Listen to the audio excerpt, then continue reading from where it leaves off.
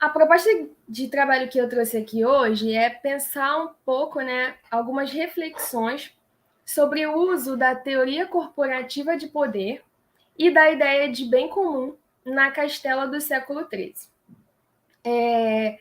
Esse trabalho ele foi produzido inicialmente para uma disciplina que eu cursei no mestrado e minha intenção aqui foi tentar pensar nessas, né, tanto na teoria corporativa quanto na ideia de bem comum, que estão presentes nas leis e como que elas podem ser apropriadas, né, utilizadas tanto pelo poder dominante, né, pelo governante, quanto também pelos demais grupos daquela sociedade.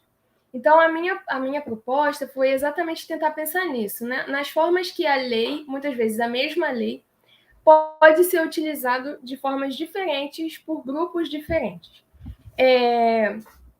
Então, eu coloquei aqui, né? Deixa eu passar aqui.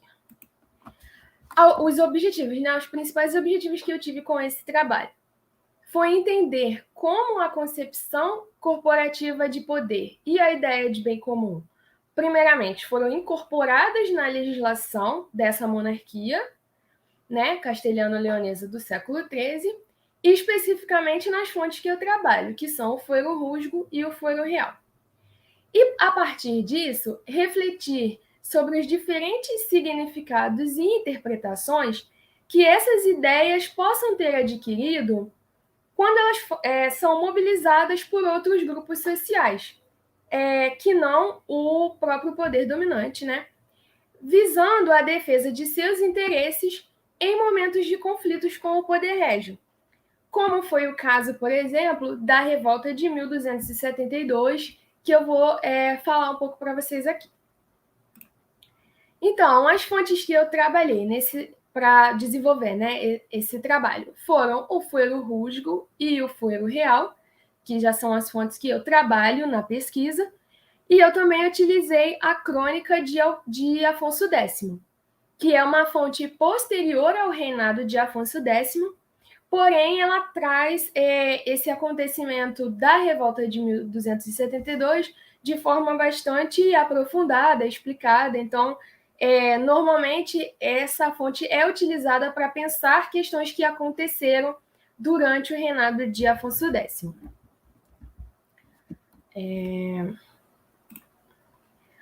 A perspectiva teórica que eu utilizei para pensar esse trabalho foi a abordagem da história cultural e antropológica. Porque essa abordagem ela nos permite entender o direito e as leis como produtos culturais.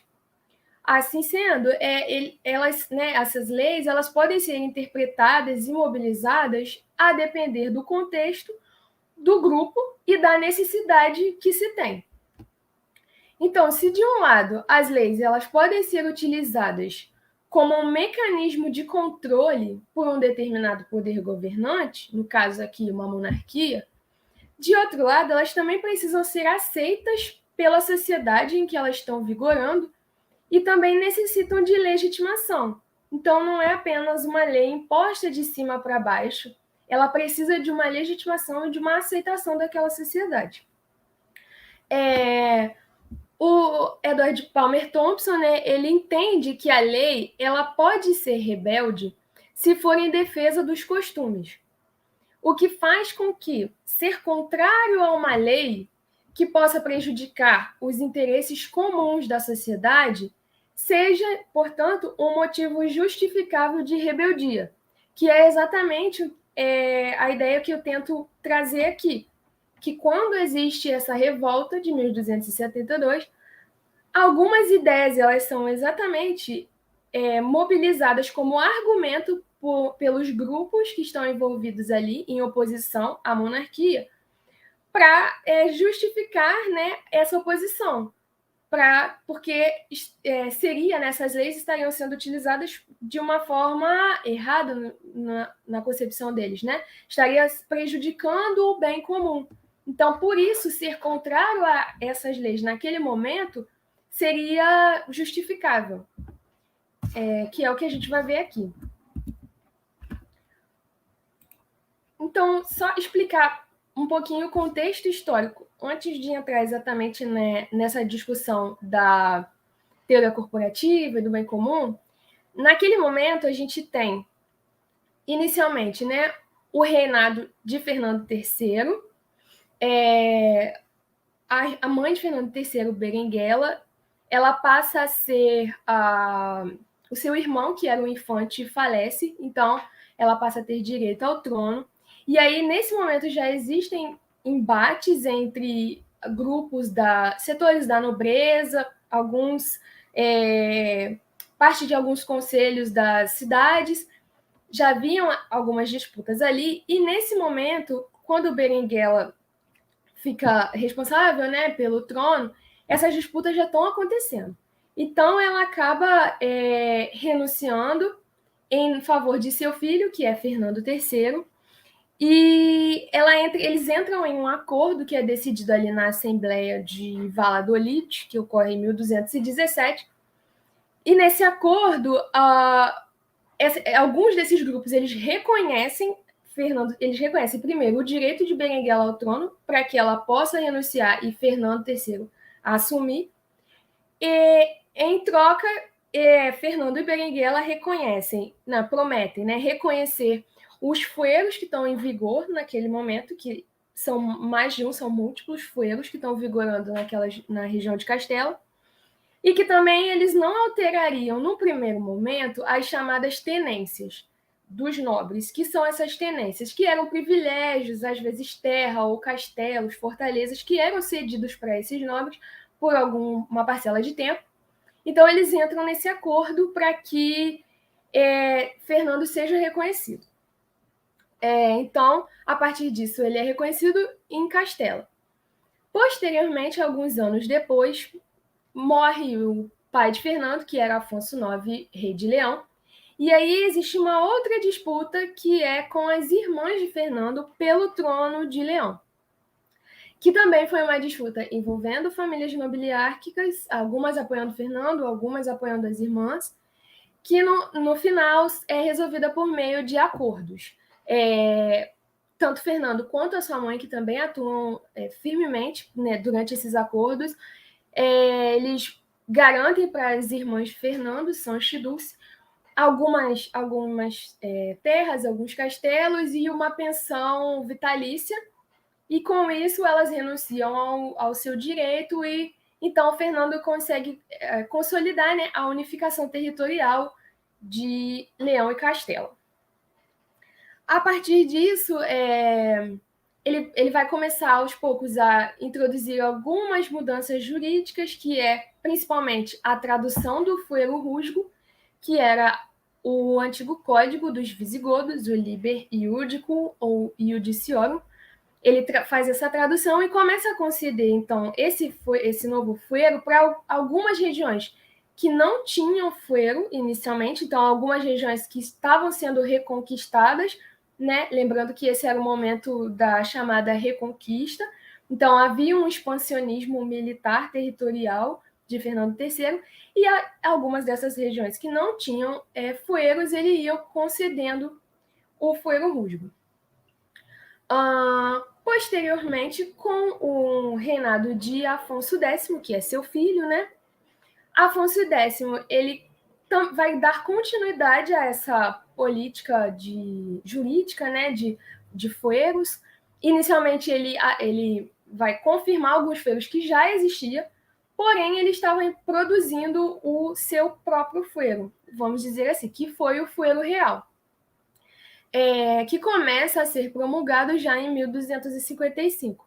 Então, como eu tinha até comentado no início, né, a tradução do fuero rusgo ela se deu por volta de 1241.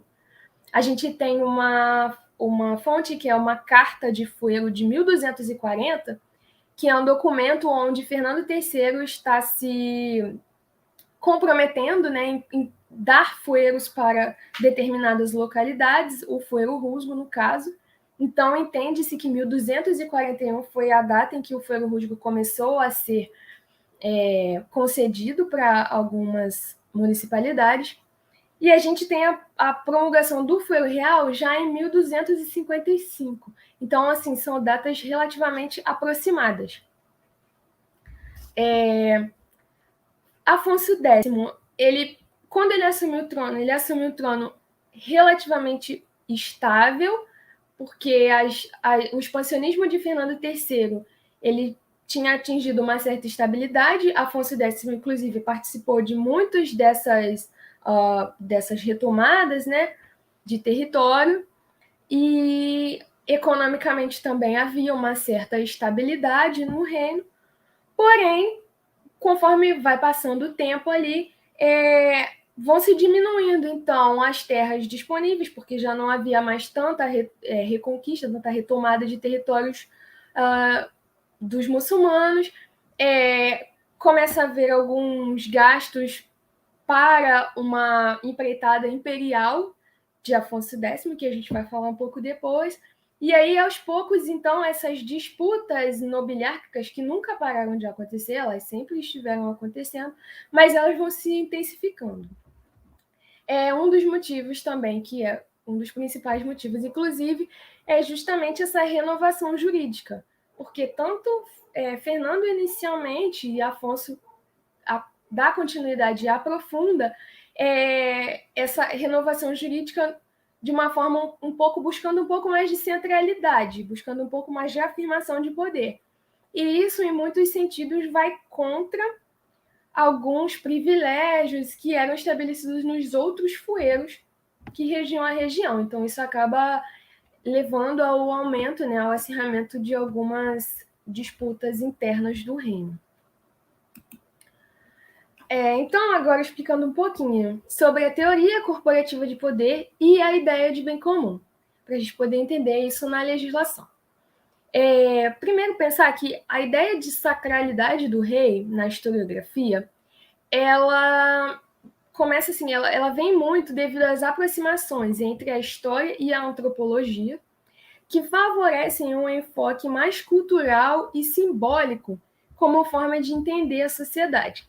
Então, a gente vai ter lá na década meados da década de 20, os reis taumaturgos de Mark Bloch, que trazia a ideia, né, daquele poder, um certo poder divino dos reis.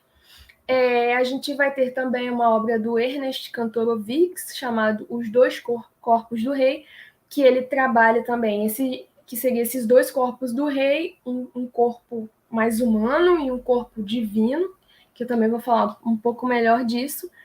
Mas então, desde essa época, começa a ter essa ideia, começa a ser trabalhada pela historiografia, essa ideia do rei como tendo esse caráter divino.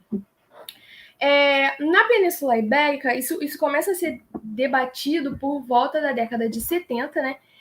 Que os historiadores começam a pensar: mas essa ideia de sacralidade se aplica à Península Ibérica? Se aplica da mesma forma que se aplica, por exemplo, às monarquias francesa e inglesa? Ou não se aplica? Enfim, começa a ter esse debate por volta da década de 70. Esse debate, inclusive, existe até hoje. E alguns autores que eu busquei trabalhar foram o Nieto Soria e a Adeline Rucois, para alguns. O Nieto Soria, ele entende que a sacralidade da monarquia ibérica ela se dava por meio de um discurso que era político e ideológico, usando, então, conceitos religiosos nas obras jurídicas e nas obras literárias como uma forma de propaganda política. Então, Nieto Soria, ele entendia que não existia, que a monarquia ibérica ela não precisava, por exemplo, de um ritual de consagração, como as outras monarquias francesas e inglesas. Porém, eles utilizavam essa sacralidade de outra forma, que era por meio de um discurso político e ideológico. Já a Adeline Rucois, ela fala que os monarcas ibéricos eles fundamentavam o seu poder numa teoria cristã e numa tradição romana, que se materializavam justamente no direito, na defesa da fé cristã e na intelectualidade do monarca. Embora essas ideias da Adeline e do Nieto Soria, elas conversem de alguma forma, a Adeline, discorda do Neto Soria no sentido em que ela entende que ele, muitas vezes, ele tenta colocar as monarquias ibéricas numa forma das monarquias francesas e inglesas, como? Dizendo, olha, essas monarquias também usam a ideia da sacralidade, porém utilizam de uma forma diferente. E a Adeline, ela entende que não há por que se pensar dessa forma, se tem ou não, se a sacralidade é igual ou é diferente. Porque as monarquias ibéricas, assim como a Península Ibérica, ela tem um contexto que é específico dela, que é próprio dela. E por muito tempo, a Península Ibérica ela foi vista em segundo plano, vamos dizer assim, pela historiografia, né? Então, entendida como não tão importante, vamos dizer assim, como as outras monarquias. E para Adeline, ela diz que não tem sentido isso, que é todo um contexto específico, né? Uma riqueza completamente diferente de produção, de material, então que não tem que se colocar se teve uma sacralidade parecida ou diferente, que é simplesmente uma fundamentação de poder e de que forma que esse poder foi fundamentado. E que são mais ou menos as ideias que eu procurei trabalhar. Então, dessa forma, né, a gente entende que os fundamentos do poder real peninsular, eles derivavam em grande parte do direito romano, que foi retomado pelos visigodos no século VII, e que, frente à expansão muçulmana, eles foram cada vez mais apropriados, justamente porque continham um argumento de validade e de tradição. Validade e tradição, tanto do direito romano, quanto também das monarquias visigodas, né? E que confirmavam o papel do rei como um defensor da cristandade e do território. E junto a isso, eles também tinham uma imagem de rei guerreiro e intelectual que foram trabalhadas para conferir autoridade ao rei e colocá-lo mais próximo de Deus. E a gente percebe que Fernando III e Afonso X eles souberam utilizar essa ideia muito bem. Por quê? Porque Fernando III ele ficou conhecido como o rei santo e Afonso X como o rei sábio. Ou seja, justamente reforçando essas ideias, né? De defensor da fé, de intelectualidade. Então, eles souberam bem utilizar esses fundamentos. O princípio de poder, né? Derivado de Deus, essa ideia de um poder que deriva de Deus, da sacralidade, ele inicialmente foi utilizado pelos papas, e com o tempo ele foi apropriado, então, pelos governantes laicos. E aqui nós temos a teoria dos dois corpos do rei, que é trabalhada pelo Kantorowicz. Essa teoria ela entende o rei como um mediador entre Deus e os homens, né? Seria um vigário de Deus. E daí, justamente, os dois corpos do rei, que eram um corpo humano e um corpo divino. Essa ideia ela se derivou da concepção dos dois corpos de Cristo, que é justamente a ideia cristã. Os dois corpos de Cristo seriam o corpo real e o corpo coletivo. O corpo coletivo que representava exatamente a comunidade cristã e que, a partir do século XII, começou a ser identificado também como um corpo político, incorporando, portanto, aspectos administrativos e jurídicos. Já a concepção corporativa, ela entendia que a promoção da justiça e o bem comum eram o dever do rei.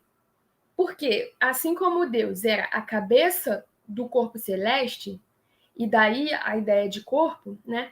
Então, Deus, como a cabeça do corpo celeste, zelava pela paz e pelo ordenamento no céu. E o rei, como seu representante na terra, era a cabeça do corpo social e era responsável pela manutenção da paz e da ordem no reino, né? No reino terreno. A obra Policráticos, que foi produzida em meados do século XII pelo bispo João de Salisbury, é considerada como um clássico do pensamento político medieval. E essa obra inclui tópicos de direito romano, justamente para fundamentar uma relação entre o rei e a justiça. ela apresenta o príncipe, o rei, como sendo livre das amarras da lei. Porém, ao mesmo tempo, ele também era um servo da lei. Ou seja, ela reforçava e limitava o seu poder na mesma medida. Porque ao mesmo tempo que ele estava livre das amarras da lei, ele era um servo da lei. Esse princípio, ele permitia que um possível abuso de poder ou tirania, por exemplo, fosse contestado, principalmente nos casos onde as atitudes fossem entendidas como sendo contrária aos interesses da comunidade.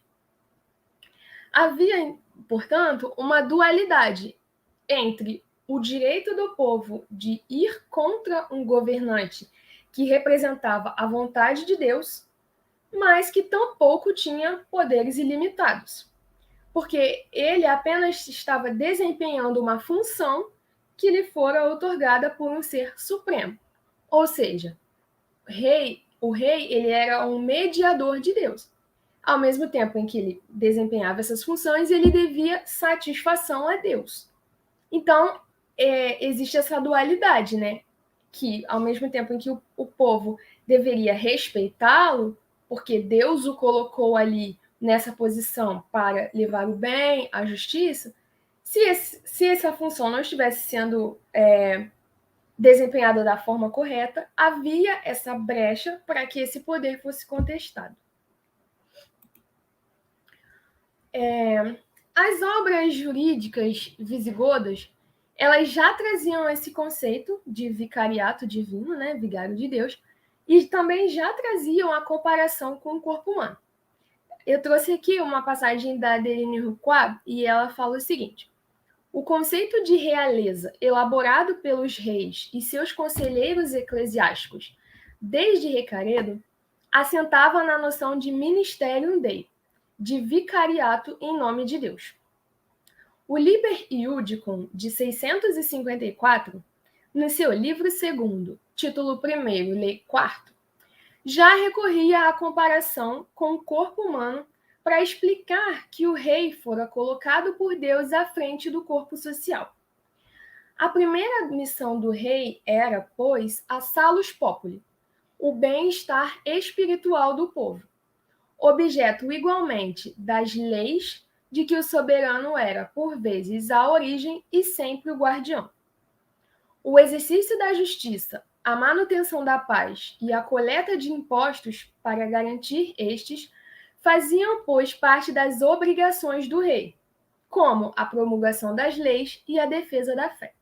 Então, assim, a gente percebe que desde as leis visigodas, essas ideias já estavam presentes na legislação. E aqui a gente vê o Liber Iudicum, que é justamente a fonte que vai ser traduzida como fuero rusgo. Então, essas ideias elas já estão presentes desde esse momento. Eu trouxe aqui também 2 trechos, um do fuero rusgo e um do fuero real, que vai mostrar exatamente como essa teoria, como essa ideia do bem comum e essa teoria corporativa estavam na lei.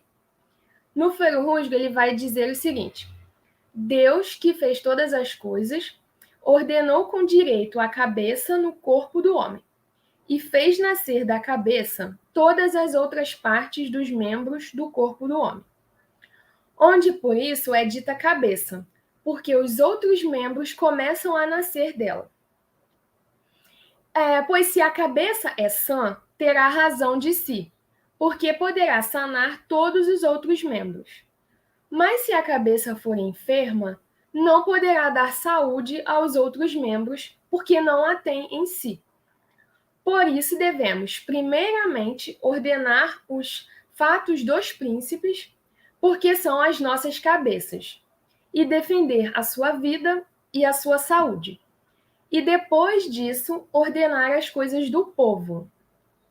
Porque, enquanto o rei tem saúde, ele pode mais firmemente defender os seus povos.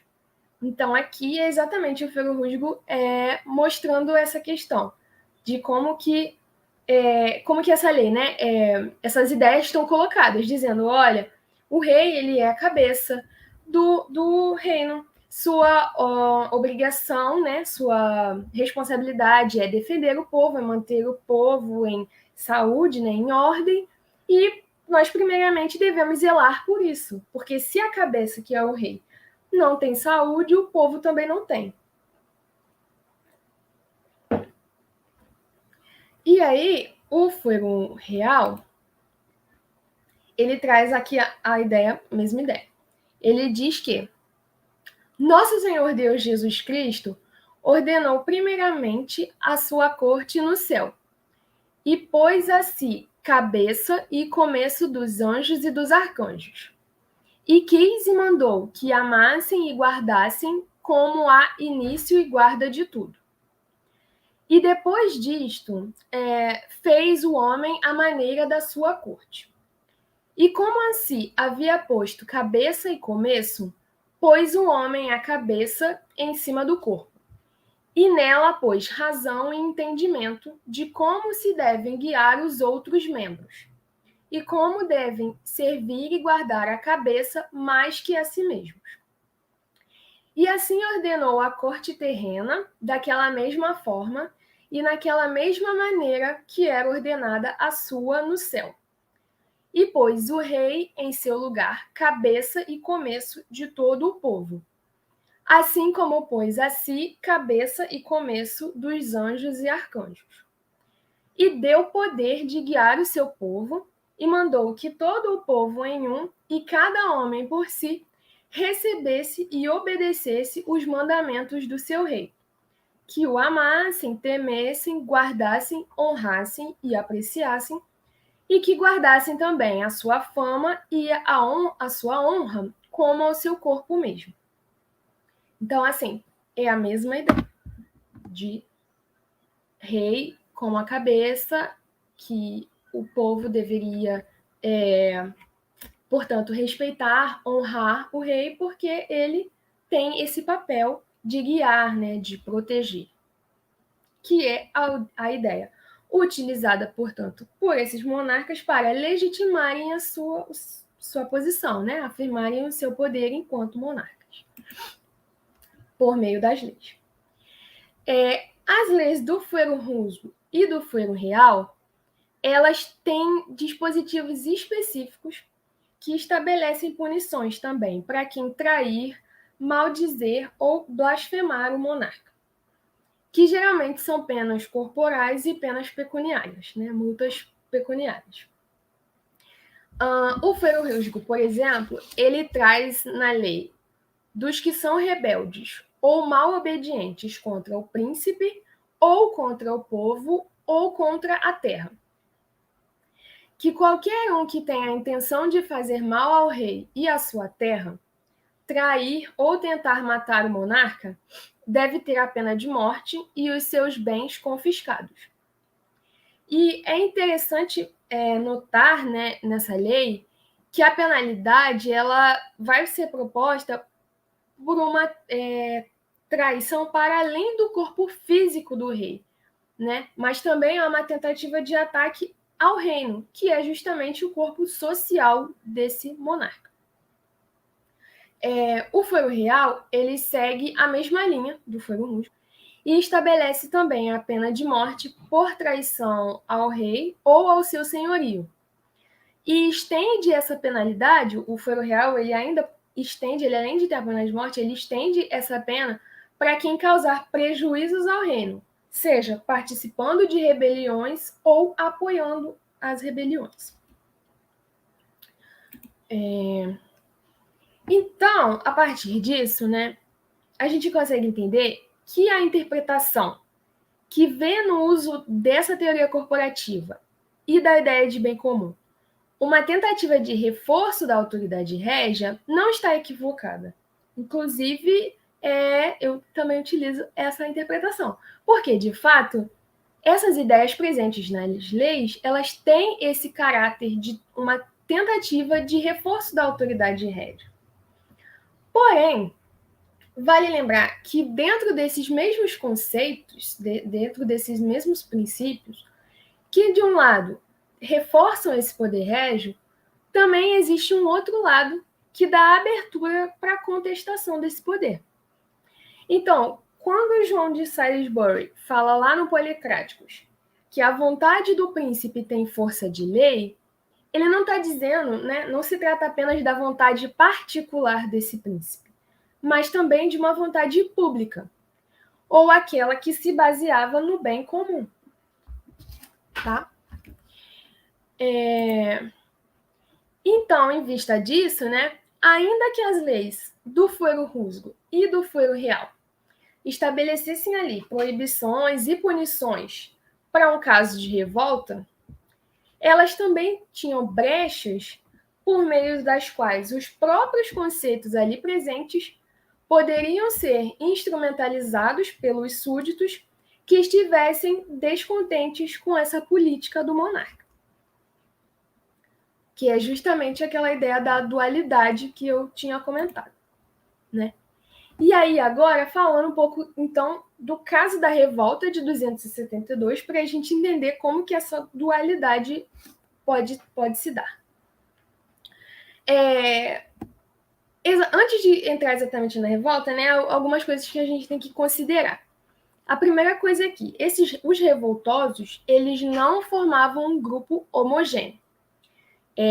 No entanto, eles podem ser entendidos, a sua maioria, como sendo membros de uma nobreza que era laica e eclesiástica.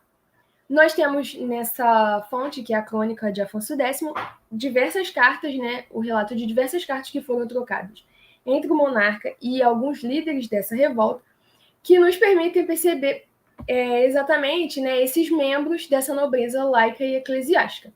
Então, por mais que a gente entenda que podem ter havido outras, né, outras parcelas da sociedade, outros grupos também nessa revolta, né, a maior parte, principalmente aqueles que estavam à frente, eles eram, em sua maioria, da nobreza. Também, com a diminuição das guerras de reconquista, que eu já tinha comentado, e a consequente redução de novos territórios disponíveis, a nobreza ela tenta consolidar a sua liderança nos locais que ela já estava estabelecida. Porque conforme essas guerras iam acontecendo, iam se conquistando novos territórios, então iam se concedendo uma tenência, né? Uma fortaleza para um nobre, né? Um território para outro. E aí, quando você não tem mais essa expansão territorial, de certa forma, você estabiliza ali, não tem mais novos territórios disponíveis. Então, a nobreza ela tenta manter aquilo que ela já tem. Né? E não só a terra em cima, a liderança. Né? Por exemplo, uma função jurídica em um território. No entanto, a monarquia, ao mesmo tempo, ela também tentava reforçar a sua autoridade nesses locais, que é, por exemplo, uma das questões centrais da revolta em relação aos fueros. Né? A outorga do fuero real, ela, de certa forma, desencadeia um conflito. Por quê? Ele passa a ser considerado, por muitos, como sendo uma obra de caráter centralista, né? Uma obra onde o rei tenta centralizar poderes em si, enfim. E isso acaba limitando os privilégios dessas outras parcelas. Então, isso, de certa forma, acirra uma disputa que já existia.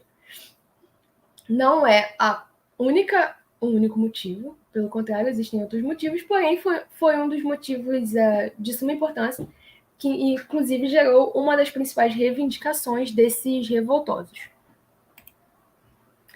E aí, explicando um pouquinho, né, do como se desencadeou essa guerra. Essa revolta. Em 1267, Dom Dinis, que era um príncipe de Portugal, neto de Afonso X, ele faz uma requisição a Afonso para que fosse retirado o tributo que os reis portugueses eram obrigados a pagar ao rei de Leão. Afonso X, nesse momento, era rei de Leão e Castelo. E Afonso X, então, pede um conselho aos seus aliados sobre esse assunto, né? Entre esses aliados estava Dom Manuel e Dom Felipe, que eram seus irmãos, e alguns nobres como Dom Nuno de Lara, Lopes Dias de Haro e Esteban Castro. Segundo a crônica de Afonso X, o Dom Nuno ele foi expressamente contrário a essa concessão. E isso desagradou o rei, sendo um dos estopins dessa revolta. O relato da crônica afirma que Dom Nuno teria respondido, né? Afonso X fez essa consulta e o Dom Nuno teria respondido: Mas, senhor, que vós tireis da coroa de vossos reinos o tributo que o rei de Portugal e o seu reino são devidos de vos fazer, eu, senhor, nunca o aconselharei.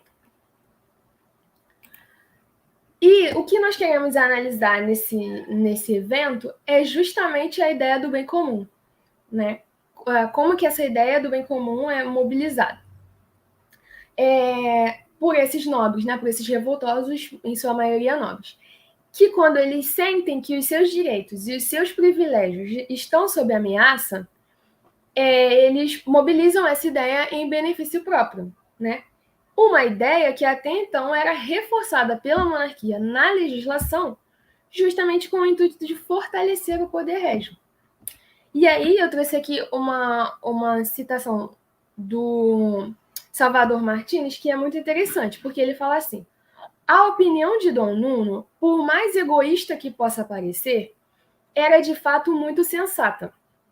Uma vez que o que o rei estava fazendo era uma infração aos direitos do reino e prejudicava os interesses dos seus súditos. Durante o século XIII, e especialmente durante o reinado de Afonso X, a percepção da relação do rei com seu reino mudou, com o reino sendo menos considerado propriedade do rei, como o seu cavalo ou a sua espada, do que propriedade dos seus súditos. Uma ideia que Afonso era sempre relutante em aceitar.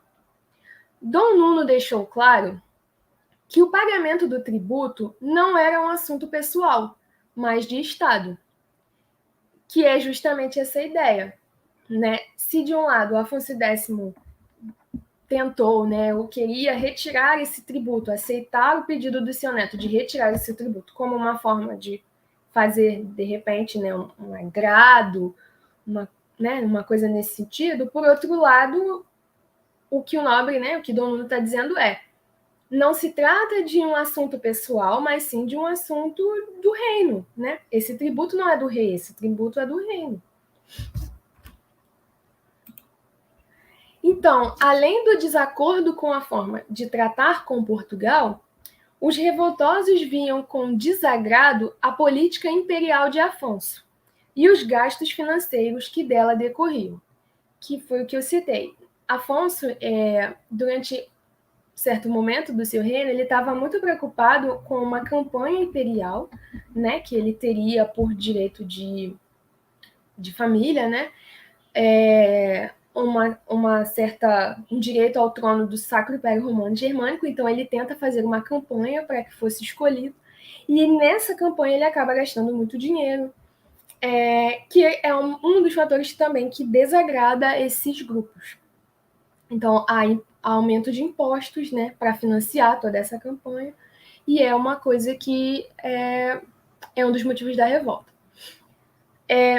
Mas a questão jurídica, né, para além dessa questão financeira, ela foi, sem dúvida, um dos fatores mais importantes na explosão da revolta, conforme mostram algumas das reivindicações desses revoltosos, que são os gastos excessivos, o aumento dos impostos e das taxas, o aumento do custo de vida e a substituição do fuero vierro pelo fuero real. O fuero vierro eram os fueros antigos da região de Castela, que em sua maioria estavam na oralidade e eram fueros que provinham de uma jurisprudência, né? Então, eram, enfim, pleitos que ocorriam, o juiz dava determinada sentença, com o tempo essa sentença, no costume, ela ia virando uma norma, de certa forma, e existiam esses fueros. Esses fueros, eles passaram depois a ser escritos, justamente nesse momento que estava havendo a promulgação de fueros régios, exatamente para tentar, né, ir com uma barreira, porque Afonso X, inclusive, no prólogo do fuero real, ele vai dizer que um dos motivos que ele está entregando esse fuero é para as regiões que não possuem fuero, como Castela, porque Castela, naquele momento, não tinha o fuero por escrito, porém, tinham leis consuetudinais, que eram justamente o fuero vierro, que depois veio a ser escrito. Em um trecho da crônica, o rei argumenta o seguinte, ele fala: aqueles ricos homens diziam que o rei empobrecia a terra, dando algo às gentes de outros reinos, e assim e também pelo do império, pela questão do império. Diz-lhes que se dava algo aos homens das outras terras, que fazia por honra das gentes dos seus reinos. Ou seja, existe um momento em que, na crônica, que o rei fala que ele ouviu boatos de que esses revoltosos estavam dizendo: olha, o rei está dando coisas do reino para outros reinos. E também por causa da questão do império, que é justamente a questão financeira, né? Está gastando muito dinheiro nessa empreitada. Porém, o rei dizia: se eu faço isso, o que eu faço é para honrar o meu reino, é para honrar os meus súditos, né? A gente do reino. Então tinha essa disputa, né? O rei tentando colocar de um jeito e os revoltosos tentando colocar de outro jeito. Muitas vezes a mesma ideia. E aqui é possível justamente perceber, mais uma vez, esse argumento do bem comum. Já que a queixa era que o rei estava favorecendo outros reinos em lugar do seu, ao que o rei se defendia dizendo que o que ele fazia era pela honra dos seus súditos. Esse conceito, portanto, era mobilizado por ambas as partes para defender seu posicionamento, bem como seus interesses. E a lei era um mecanismo por meio da qual essa ideia se materializava, porque essa ideia estava presente nas leis. A crônica de Afonso X, ela mostra ainda que inúmeras cartas foram trocadas entre os reis e os ricos homens. Os ricos homens eram justamente os membros da nobreza tradicional castelhana, que em sua maioria estavam à frente da rebelião, né? E haviam essas cartas em busca de uma conciliação.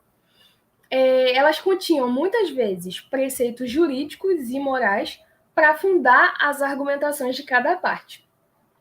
E Afonso chega, inclusive, a usar o fuero viejo de Castilha, que é esse fuero que os revoltosos estão pedindo de volta.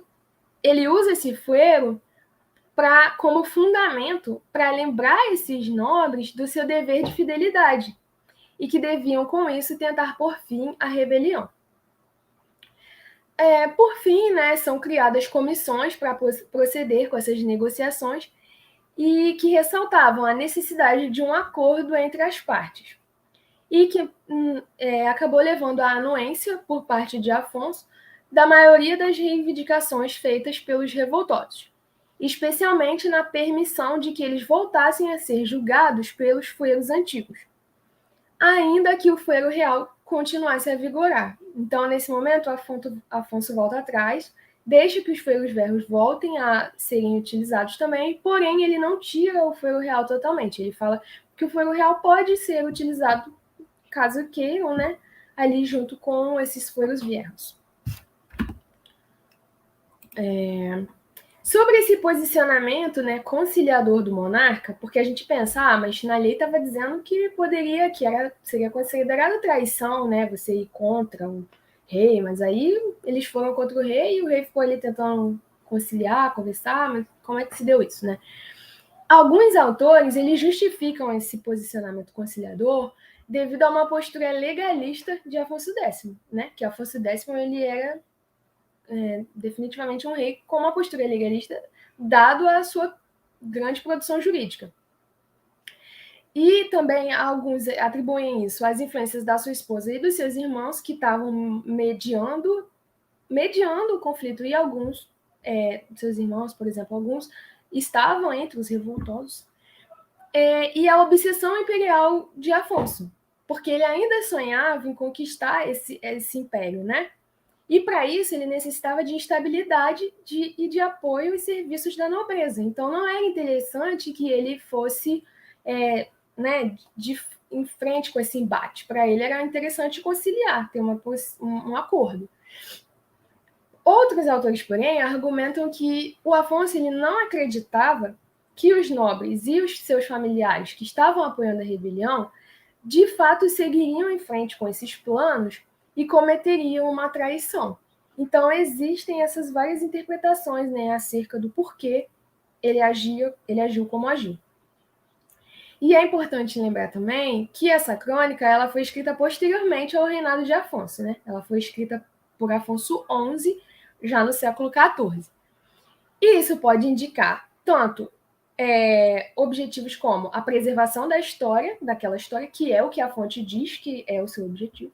Na crônica, ela diz que o seu objetivo é preservar essa história. Porém, também podem ser as outras intenções, né, mais pessoais, como, por exemplo, um reforço da monarquia ante as constantes disputas pela nobreza que ainda estavam ocorrendo no século XIV. E que não deixaram de ocorrer, né? Era um processo constante. Então, assim, é importante a gente também pensar um pouco isso, né? Quando que a crônica ela foi escrita e quais as suas possíveis intenções. E aqui, me encaminhando para o final, né? As minhas considerações finais a respeito desse trabalho, né? Que a teoria corporativa e a ideia de bem comum, elas colocavam o rei, ao mesmo tempo, acima e abaixo da lei. Ou seja, ele tanto era um representante de Deus na terra, mas que devia a Deus satisfação sobre os seus atos, não tendo, portanto, poderes ilimitados. Assim, caso ele fizesse um mau governo ou tivesse pretensões tirânicas, poderia ser contestado pelos seus súditos, com base no argumento de que ele não estava agindo para o bem comum, né, para o bem geral. Com base nessas reflexões, então, aqui nós propusemos pensar o caso da revolta de 1272 sob esse olhar, entendendo as leis tanto como produtos culturais, quanto às diferentes interpretações e mobilizações que podem ser feitas dessas leis pelos grupos sociais, como uma forma de defender os seus interesses. Só um minuto. E, então, frente à tentativa de unificação jurídica que foi levada, né, a cabo por Fernando III e Afonso X, né, Fernando I com o Fuero Rústico e depois Afonso com o Fuero Real, né, tentando unificar ali os direitos, né, a pluralidade de fueros em torno de um único fuero, que era o Fuero Real. Frente a isso, bem como a outros eventos que demonstram uma intenção mais centralista de poder por parte da monarquia, a nobreza deu início a um movimento de oposição e revolta, utilizando-se muitas vezes da ideia da defesa do bem comum do reino para legitimar a sua posição e garantir o atendimento das suas reivindicações, que foi o que a gente viu aqui, tentei trazer um pouquinho. E, no geral, é isso. Eu trouxe aqui algumas das referências que eu utilizei para os slides, para o texto em si eu utilizei mais, mas para os slides eu usei essas aqui. E é isso. Obrigada.